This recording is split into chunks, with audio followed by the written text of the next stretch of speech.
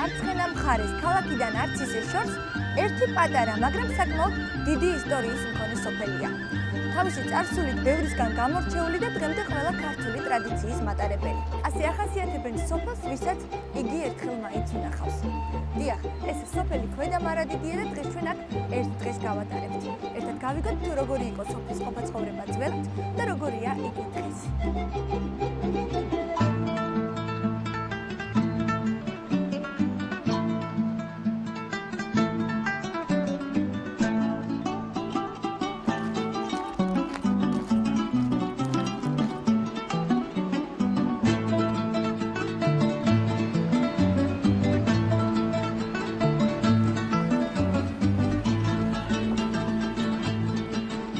მარადიდი ჭოროხის გასწვრივ 3 კილომეტრზეა გადაჭიმული.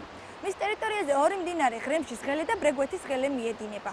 სოფლის დანარჩენი მხარეები მთებით არის გარშემორტყმული, რომელთა სიმაღლე 425 მეტრს აღწევს.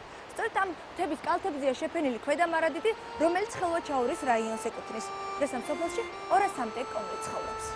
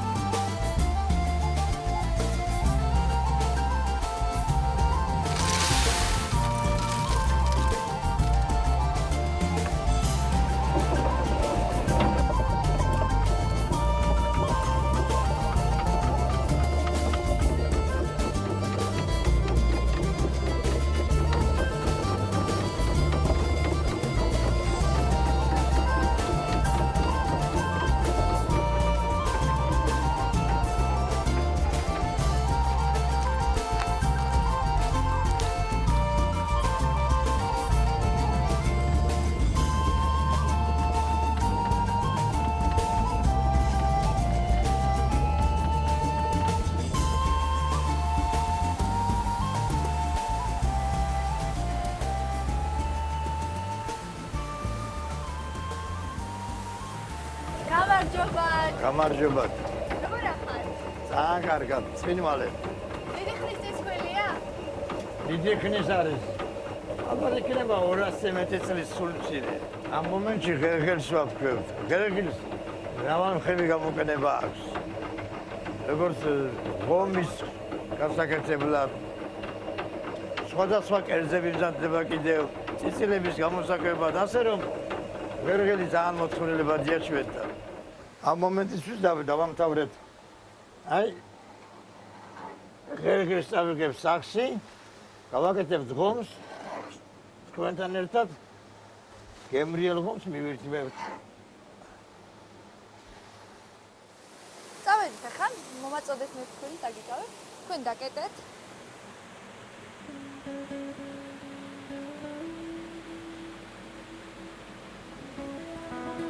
ბატონო ანისე, რა მაინტერესებს იცი?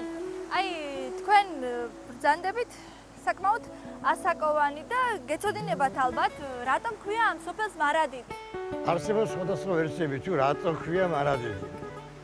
ერთი ნაწილი ამბობს, რომ დიდი ვაკე იყო, მერენ დიდი ერქვა და ასე.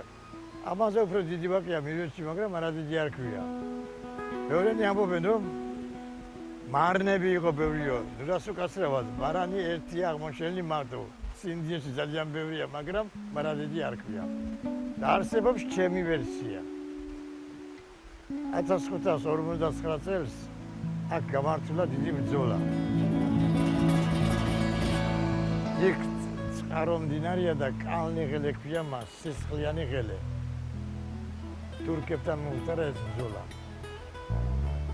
კალნი თურქული სიტყვაა და ამიტომ მას თურქები დარქმევდნენ. ესე იგი მათი სისხლი იყო, რომ იქ ძალიან ბევრი. მაგრამ აქ 4-დან მარადიძის ტრაგედიაზე და ყურადღება შევამახვილებთ, რომ ნამოსი შეურაცხეს და თავი ჩამოიხსეს 4-ვე გოგო. და მათ მარადიულად დაწევეს ღირსება და დიდება ამ სოფლისა. და ამიტომ მარადიძის სახელი არც დიდი ვაკითა, არც მარანეთ, ეს არის მარადიულობიდან წარმოშობილი. მოკლედ ძალიან საინტერესო სოფელში ვიმყოფები მე დღეს და ძალიან მიხარია რომ გაგიცანით და მოდი წავიდეთ სახლში გადავინაცვლოთ, გავიცნოთ ოჯახის წევრებიდან. დავამზადოთ ტრადიციული კერძი, რომელსაც უძველესი დროიდან ამზადებდნენ მარადიში.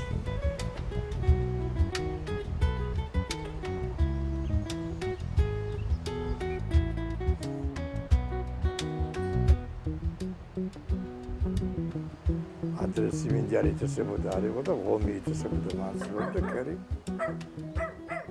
ეს ღომის მაქედანაა შემორჩენილი და რადგან სიმინდმა შესწვალა ღომი, სუფრაზე შეიცვალა სახელი და შინაარსი შეიცვალა, მაგრამ სახელი დარჩა იგივე. ნამდვილი ნატურალური ღომი და მზადდებოდა პილავი. მე იმას ეუბნებოდნენ კაში. მაგრამ ახლა ის მასწავლი არ არის. სიმოდა ახლა სიმინდის მაგას და აგერ არის და კომანდადებს თუს.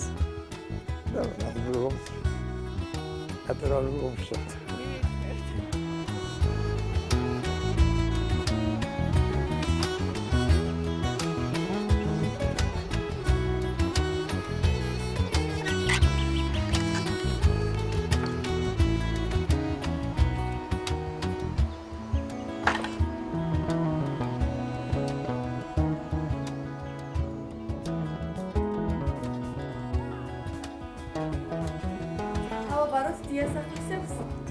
რა თქმა უნდა. რამდენი ხანია გელოდებით საერთოდ აწეიდამდე ხარ. საუბრობთ გზაში. კარგია. მიყვებოდა და დაგვაგვია. კარგია. ძველი ხალხი ღომს თესავდნენ, მოდიოდა მარადიჩი ღომი. მართლა მოდიოდა, ვაკეთებდით მაგით ღომს. მაგრამ ახლა უკვე გადავედით სიმინდის ღერღილზე. დავღერღილავთ ასე გავაკეთებთ ღომს. რა ვიცი. და ღომი როგორ მოდიოდა? ან მე ვიცი რომ ინახავდნენო და საჭმელსაც აკეთებდნენ. თესლ ვინახავდით ღომისას, მოდიოდა თავთავებს აკეთებდა ისეთ ლამაზ კარგ თავთავებს დაუფშნიდით საძგიველში. ვუნაყავდით და მერე ვაკეთებდით, მაგით ისიც კეთდებოდა ჩვენებურად ვიტყვით სუთლი, ბრინჯი, როგორც ბრინჯი რომ შეურევენ ახლა. ახლა ღერღილით უნდა გავაკეთოთ ღომი. და დაგაგემოვნებთ, ნახავთ როგორი გამოვა, რა ვიცი. შეიძლება რომ მეც დაგიხმარ. კი რა, შეგიძლიათ თქვენც. ცადო, რა თქმა უნდა, ცადო. ეს არის მარადიჩის წისქვილში და მარადიჩი, ხო, დაფქვეული ღერღილი, სიმინდიდან გამოყვანილია ღერღილად, ასე რომ ღომი გაკეთდება. ეხლა ძირითადად სიმინდს თესავთ, ხო? უმეტესად სიმინდს თესავთ მარადიჩი. ღომს ძალიან ის უნდა ყურადღება. როგორ გამომდის? ძალიან კარგად. იქნა უკვე ღერღილი. ამას ახლა გავრეცხავთ, ჩავკვლით კასრულში, მოიხარშება. თავისთავად გავაკეთებთ ღომს. ან მეტი არაფერი არ უნდა. ცოტა ფქვილს გამოვკრათ, ცოტა კარაქს ჩავაგდებთ, ცოტა მარილს ვუხთ და შვენიერი ღომია. ყველთანაც იჭმის, სულგუნთანაც იჭმის, საცივთანაც იჭმის საცივის წვენში. ესა გამზადებული ღერღილი. ეს უნდა გაირეცხოს და ჩაიყაროს წყალში და მოიხარშოს. ჩაყარე? ესე იგი მე უნდა ჩაგიყაროთ თქვენ და გამოვიდეთ. ხო, ჩაგვიყარეთ. აჰა. ანუ ღერღელს ახლა ფქვილიც უნდა დავუმატოთ. ხო, ნამდვილად ცოტა უნდა დავუმატოთ, რომ გასკელდეს და ის იყოს. სრული სახე მიიღოს, ღომის სახე მიიღოს ნამდვილად. და კარაქიც უნდა დავუმატოთ. ნამდვილად. გემრიელ სუყერს ჭირდება. შეჭი გავანთოთ, რომ სწრაფად გაგვიკეთდეს საჭმელი და მივირთვათ თბილ-თბილის სტუმრებსაც და ჩვენს. ფეჭს არ ვწევთ ზაფხულობით, სოფელში ვართ. აჰა, ნათი აბა, კარაქით ჩავაგდოთ.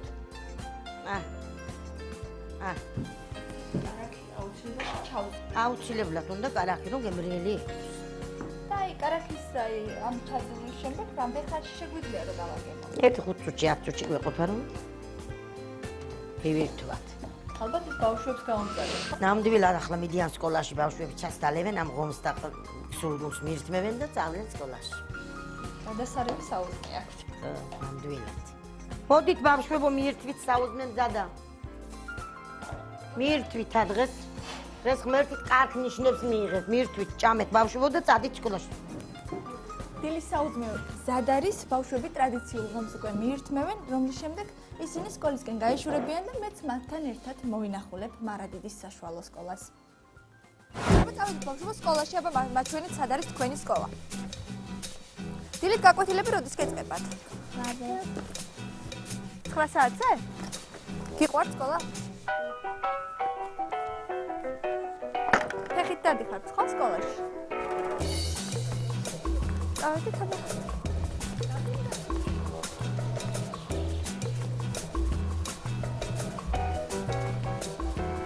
განსაკუთრებით საყურადღებოა ის ფაქტი, რომ პირველი სკოლა აჭარში სწორედ სოფელ მარადიდში 1896 წელს გაიხსნა. დღეს ეს სკოლა კვლავინდებურად არ კარგავს თავის ფუნქციას და მოდით შევიხედოთ სკოლაში, რომელსაც 100 წელზე მეტი ისტორია აქვს.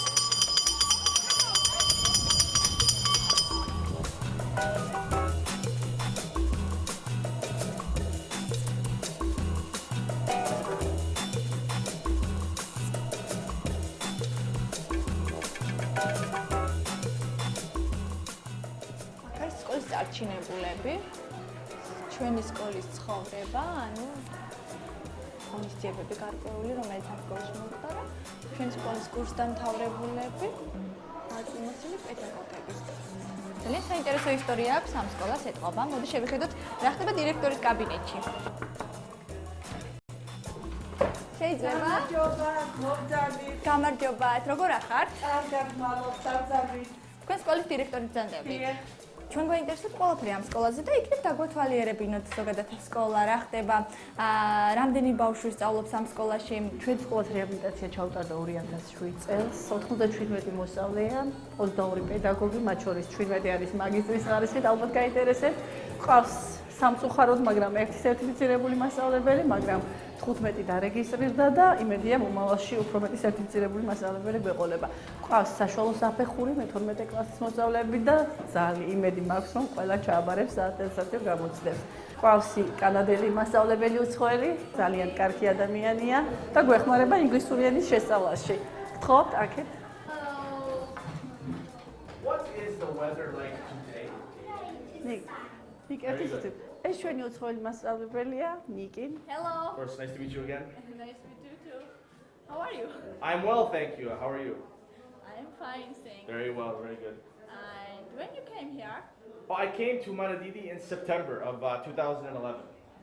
and do you like Maradidi? I really do. I think it's a really nice thing when you can visit a foreign country knowing nothing about the place and you can still feel at home. I actually feel at home in Maradidi at this point in my life. So I really do like Maradidi. The people have been wonderful to me, and I couldn't ask for more. Chemi kartuli ara ushas. Madam, memchiteba meti varjisho. Aha, მე მჯერა რომ ჩიტი ვარჯიში. Aha. უყვარს საქართველო და უყვარს ძალიან მარადიდი, ხო?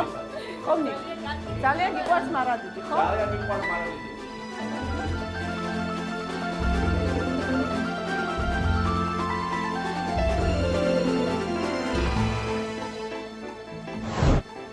სანამ ბავშვები სკოლაში სწავლით არიან დაკავებული, მე წავალ სოფელში გავისეირნებ, იქნებ რაიმე საინტერესოს წავაწყდე.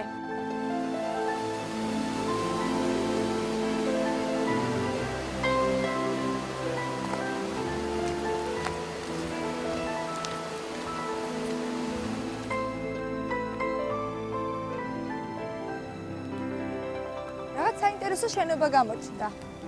ნედამ რა არის? მოდით ნახოთ რა არის.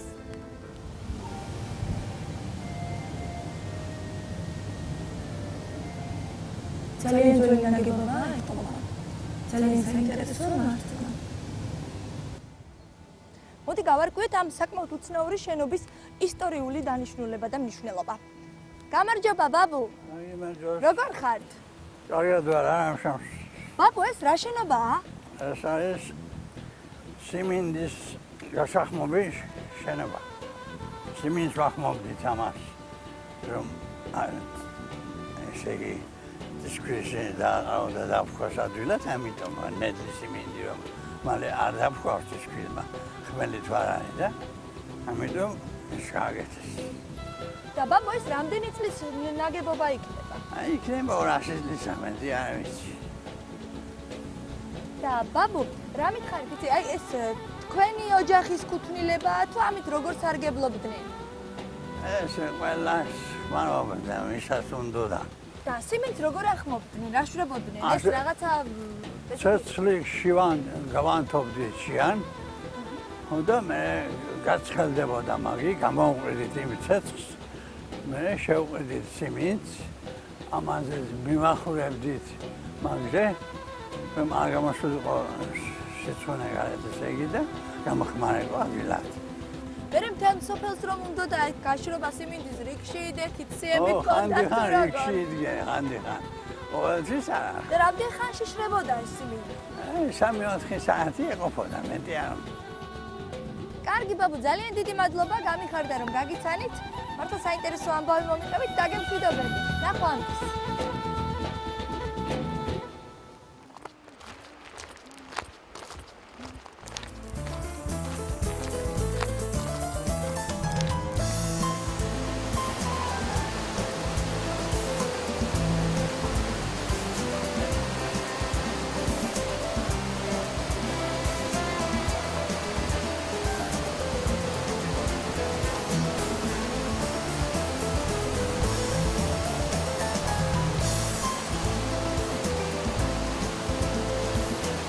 ქვედა მარადისის ცნობილი ჩანჩქერია, რომელიც მოზენიის მთიდან მოედინება. ჩვენ აქ ცოტა ხნით შევიცვენებთ, შემდეგ კი ისევ განვაგრძობთ მარადისის დათვალიერებას.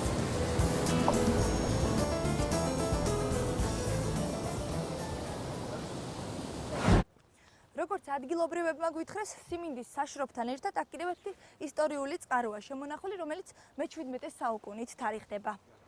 გამარჯობათ. ხნათესვის პროცესით ხართ დაკავებული, ხო? კი ბატონო, კი. ადგილობრივებმა მომასწავლეს, რომ ეს უძველესი წყაროა აქ შემონახული მე-17 საუკუნით თარიღდებოდა. იქნებ მომიყვეთ აი რა წყაროა? კი ბატონო, მარადიმას გამორჩევა თავის ისტორიული განსაკუთრებულობით და ეს არის მე-17 საუკუნეში აშენებული წყალი, რომელიც ერთმა ადგილობრივმა მაცხოვრებელმა თავის ხარჯებით აშენებინა და დაიქირავა მუშები თურქეთიდან. უნდა აშენებდა თავის საპატიმროდ. ეს ძიდარი ქალი იყო, შემდეგ მან წავიდა თურქეთში მოაჯილოთ და მის სახელად დარჩა ეს წყარო. და ჩვენ გვინდა მოვუარო და აღვადგინოთ, რომ დარჩეს ეს ისტორიულად. ძალიან კარგი გემრიელი წყარი არის ამას. და ეგ რა არის გამოკვეთილი, ანუ საკმაოდ უცნაური ისეთი წყაროა, ძველი როა ეთყობა, თან რაღაც ფიგურები აქვს და აი ქალის კერდია გამოკვეთილი ამ მხარეს. და მეორე მხარეს იყო, მაგრამ უკვე დაზიანებულია და აღარ არის. არის გამოკვეთილი ჯარისკაცის სახურავი, აბჯარით რო არიან. თვითონ ქუდივით არის გამოკვეთილი. და ვინც აივლის ჩამოვიდეს, ყველა ამ კარგი წყალიო მკლევს და ის სახელად. და ჩვენ ვისადი ვეძახი როგორ შუშად რადგან მან გააკეთებინა შუშაძის წყაროს.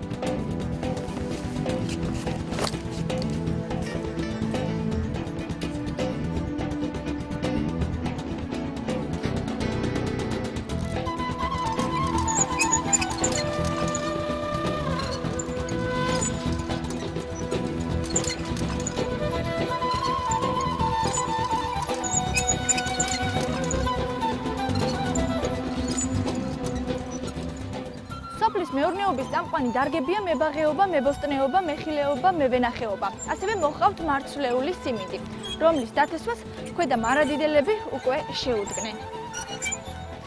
მეგობრებო და მარადიდელებთან ერთად დღეს მეც შევეცდები სიმინდის დათესვის პროცესში აქტიურად ჩავერთო.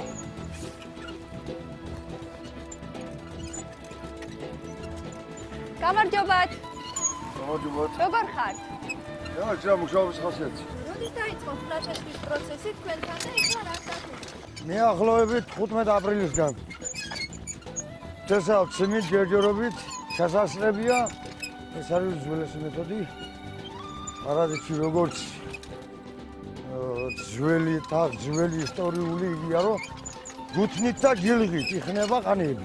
გუთანი კარგად ამუშავებს მიწას.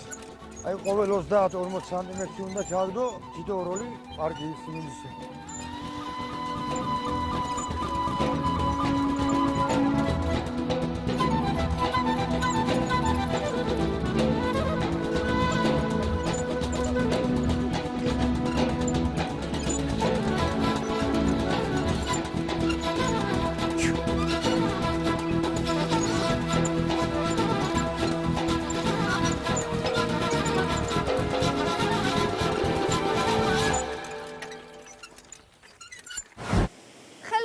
ბუნება განტვირთვისთვის საუკეთესო სიწყნარე და სუფთა წყარო. მოკლედ აქ ყველაფერია იმისათვის, რომ თავი ნამდვილ სამოთხეში იგრძნოთ.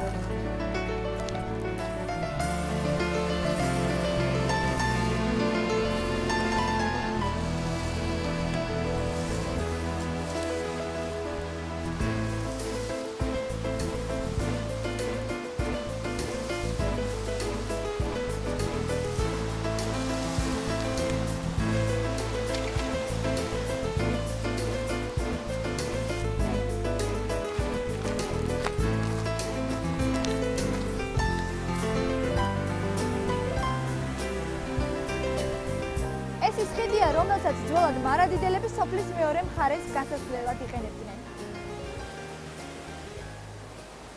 თუმცა გასაბჭოების პერიოდში აქ მცხოვრებთა უმეტესობა გადაასახლეს, რის შემდეგაც ამ ხიდმა თავისი მნიშვნელობა დაკარგა.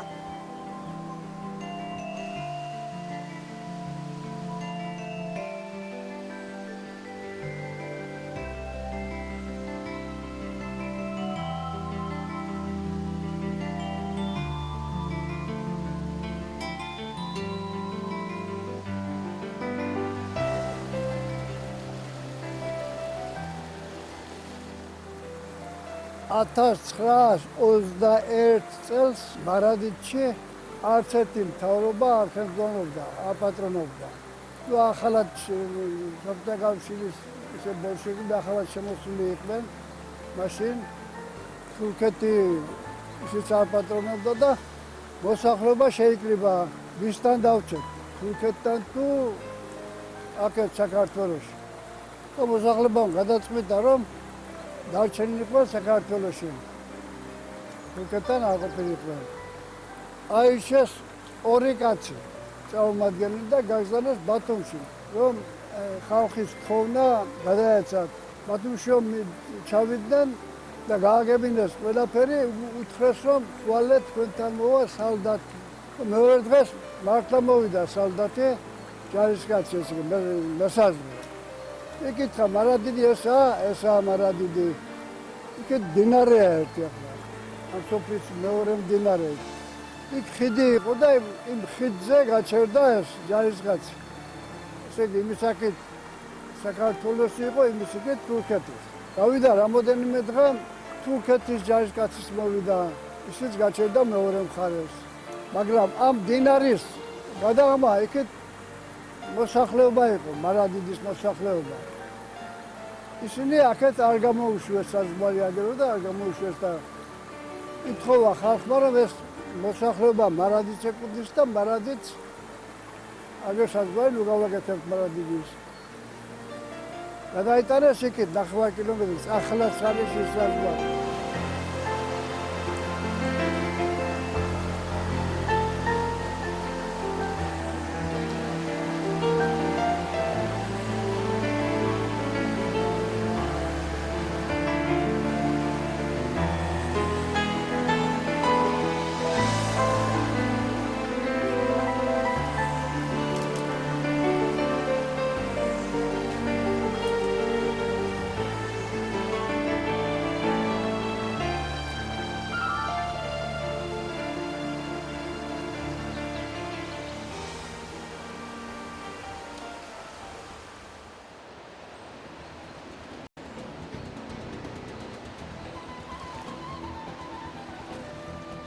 უძველესი დროიდან მდინარე ჭოროხზე აბრეშუმის საქარავნე გზა გადიოდა.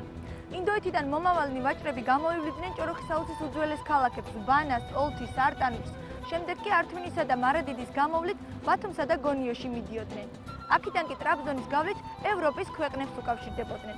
სწორედ ვაჭრობის საუკეთესო ტრანსპორტს წარმოადგენდა ის ბრტყელძირა ნავები, რომლებსაც აქაურები ჭოროხის პირა სახელოსნოებში ამზადებდნენ.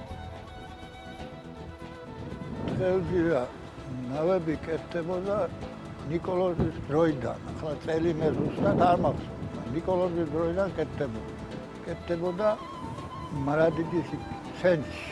ამაში მონაწილეობას ღებულობდა ჩემი ბაბუაჩემი.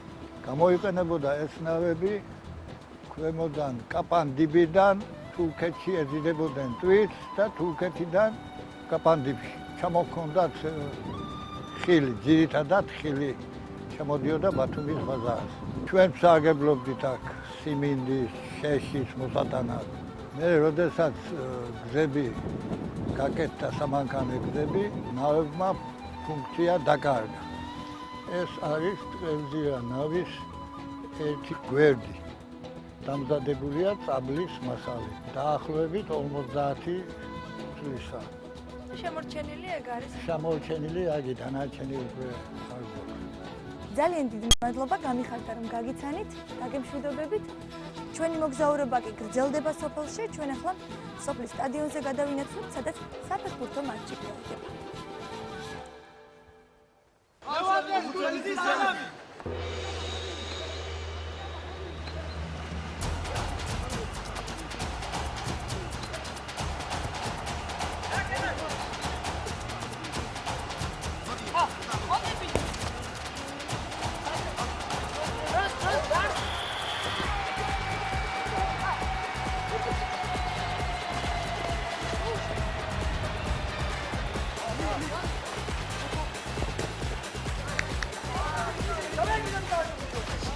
ჩვენ ყოველთვის სკოლის შემდეგ ვიკრიბებით მე და ჩემი მეგობრები დავთამაშოთ ფეხბურთს ხშირად ერთმანეთში ვარქვავთ გუნდების სახელებს, ცნობილი გუნდების სახელებს, როგორებიც არიან რეალი და ბარსელონა და ბარსას ფანები ერთი სიტყვით და რეალის ფანები ერთმანეთში თამაშობთ. ზოგჯერ ხშირად, უფრო ხშირად სხვა სოფლებიდანაც მოდიან და ვეთამაშებდით. მაგრამ უმეტეს შემთხვევაში ვიგებთ. მარადისი ფეხბურთი ყოველთვის მიმდინარეობს და ყოველი დღე არ ჩავარდება ისე რომ ფეხბურთი არ ვთამაშობდეთ ბავშვები.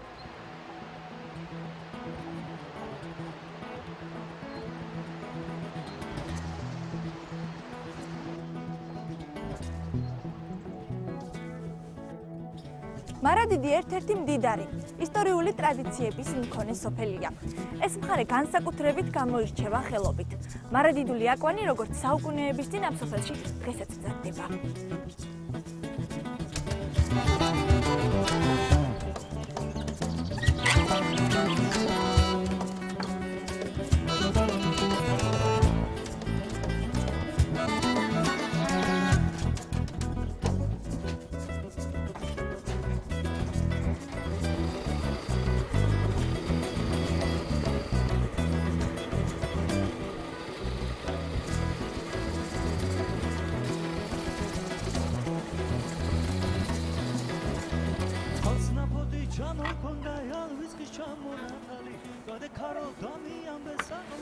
როგორც სოფელში გვითხრეს, აკვის დამზადების ერთადერთი ოსტატი ახმედ სვანიძეა. მოდი შევიხედოთ მის სახელოსნოში და ერთად გავიგოთ თუ როგორ მზადდება მარადიდული აკვანი.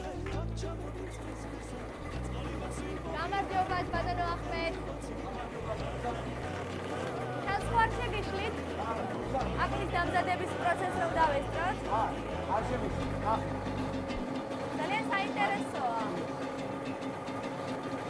რამდენი საათი ჭირდება ერთი აკვის დამზადებას? ეს აკვანი მარადიდიდან ამ სოფელში ძალიან დიდი ხნის წინათ მოდის. დიასამიძების გვარიდან მოდის უბრალოდ, რომ მაგენი აკეთებდნენ. მე მთელი სოფელი მაგას მიიღვა და მეც ნიშნად მაგ საქმეს მივყევი და 35 წელი აკვის მოხელება. და ვიცი, ამჟამად ძალიან აკვანს არა გასავალი, მაგრამ მე მაინც მიამაყება რომ აკვანს ვაკეთებ და აკვის მოხელება. და დღესაც ვაგრძელებ ამ ტრადიციებს, ძველ ტრადიციებს. მზად არის და მერტმა ისეკნას რომ კიდევ ერთი ვაჟკაცი ქართველი დაიზარდოს აბატონში.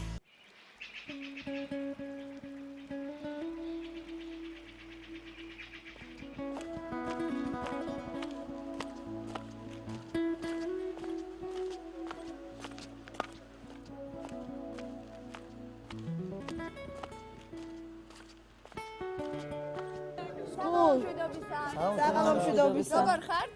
ძალიან კარგად. როგორ? რაზე საუბრობთ? მეც რო ჩავერთო თუ შეიძლება.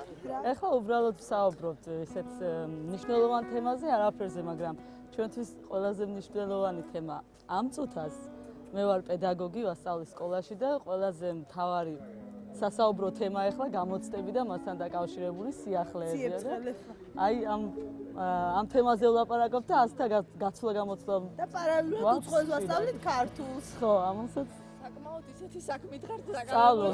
ჩვენ ინგლისურს სწავლობ და იქით ქართულს ვასწავლობ. ძალიან კარგი მაგარია ხალხი და მაგარია საუბარი. და საღამოობით ერთობი კარგად. Of course. სახამოს რა თქმა უნდა ერთად აბირჟავე. აბირჟავე ძალიან კარგი. ზამთარში ძირითადად მეგობრების სახლში ვიკრიბებით ხო და ეხლა როცა ზაფხული მოვიდა და ცოტა დათბა და ანუ გაზაფხულის სითბო იგრძნობა, ეხლა გამოვედით.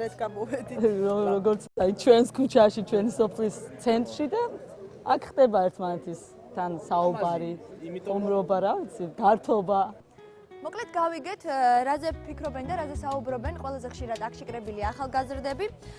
თუმცა მიუხედავად იმისა, რომ დაღამდა, მარადიდში აქტიური ცხოვრება ჯერ არ დასრულებულა და მე თქვენ კიდევ ერთ სიურპრიზს გთავაზობთ. მოდი გადავინაცვლოთ იმ ადგილას, სადაც ეს სიურპრიზი თქვენ დაგხვდებათ. დავეთით.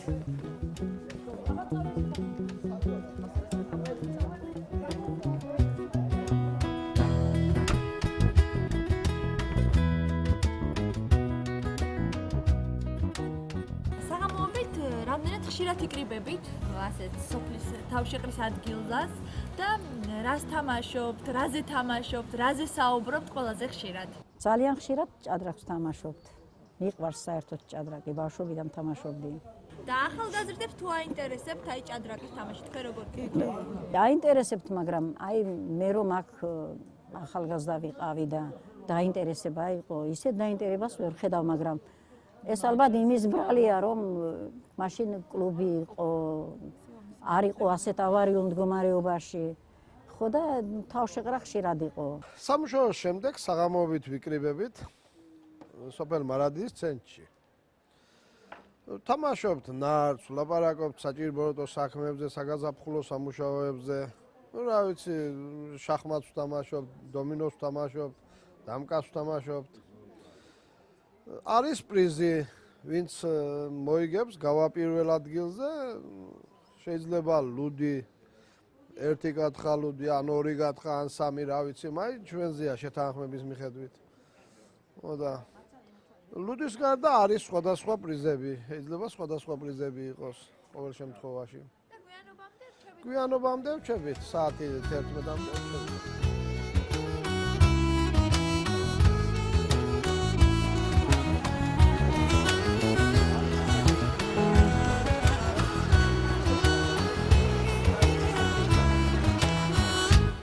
სოფელი თანდათან დაცარიელდა, რაც იმას ნიშნავს, რომ ახლა ღამის 12 საათია.